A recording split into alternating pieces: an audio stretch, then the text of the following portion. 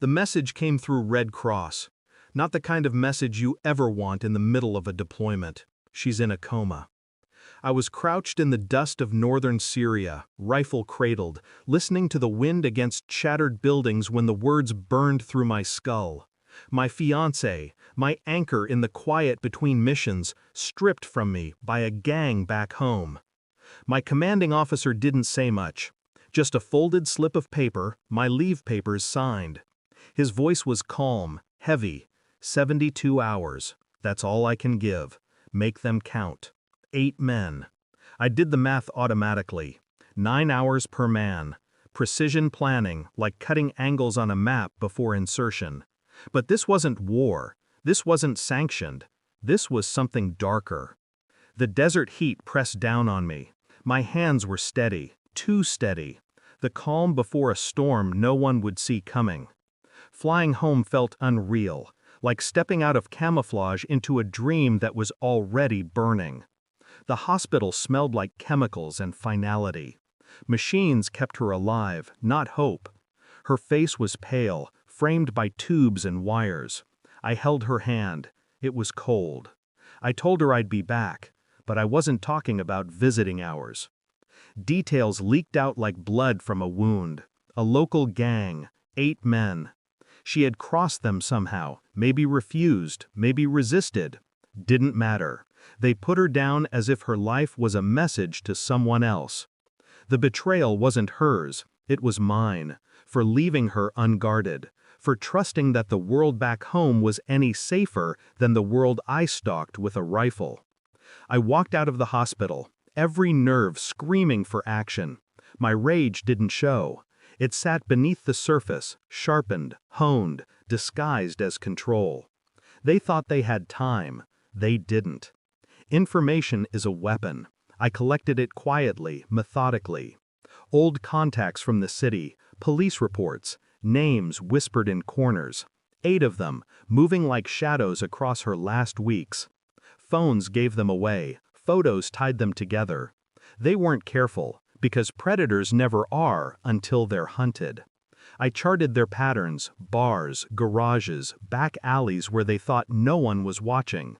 But I watched, from a distance, always unseen. Delta had trained me well. Civilians never spot the ghost in the crowd. Each observation tightened the net. Their faces burned into my mind, not as men, but as targets. I didn't drink, didn't sleep, just studied, planned, refined. The city felt smaller by the hour.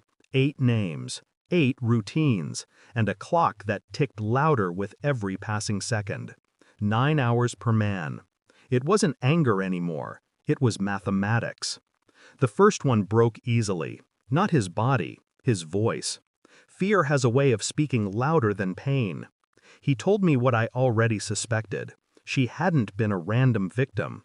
She had been marked. Someone close had given her up. I didn't want to believe it, but when the second man cracked, the story matched. A leak. A betrayal not from strangers, but from someone inside her circle. I combed through her phone records, cross-checked messages, and there it was, her so-called friend. A woman who smiled at her bedside, posted photos with fake tears, and sold her out for a cut of drug money. The truth didn't hit like a bullet. It hit like ice. 8 men were guilty, but she was the rot at the center. I didn't storm in. I didn't shout. I knocked on her door like any other night visitor. She opened it, surprise flickering into something like guilt. She knew. I handed her the folder. Photos, transcripts, the confession I'd pried from trembling lips. She tried to speak, but the words tangled and died. I already knew, I said. My voice was calm, flat. Her face collapsed. She begged, hands trembling, excuses spilling like water from a broken glass. I listened to none of it.